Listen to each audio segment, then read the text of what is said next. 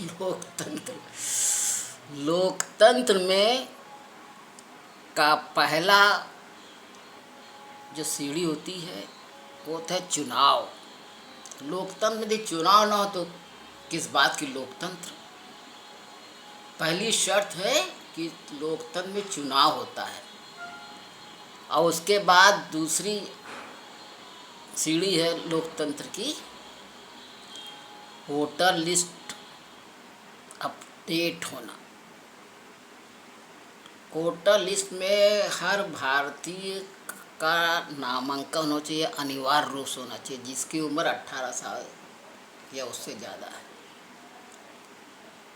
यदि voter list ही सही नहीं है तो लोकतंत्र फिर बेकार है। फिर चुनाव कराना ही बेकार। करोड़ों अरबों रुपया खर्चा होता है चुनाव में।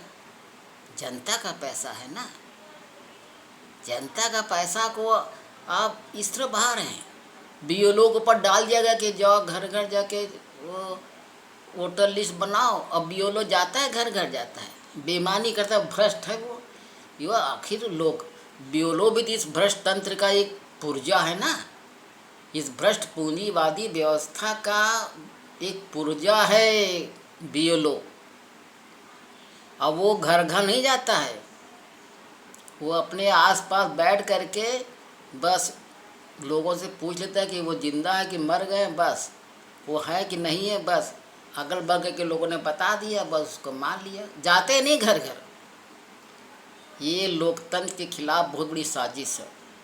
यदि इस तरह रहेगा तो लोकतंत्र बेकार है। फिर चाइना वाला लोकतंत्र फिर सही है, या फिर उत्तर कोरिया वाला लोकतंत्र सही है। फिर जब वोटर लिस्ट ही नहीं सही है तो किस बात का लोकतंत्र। अरबों रुपया खर्चा था करोड़ जनता का है। इतना पैसा यदि बर्बाद हो रहा है, यही पैसा यदि विकास कार्यों में लगा जाए तो ख़त्म हो जाए। चुनाव कराने की ज़रूरत नहीं है, हैं?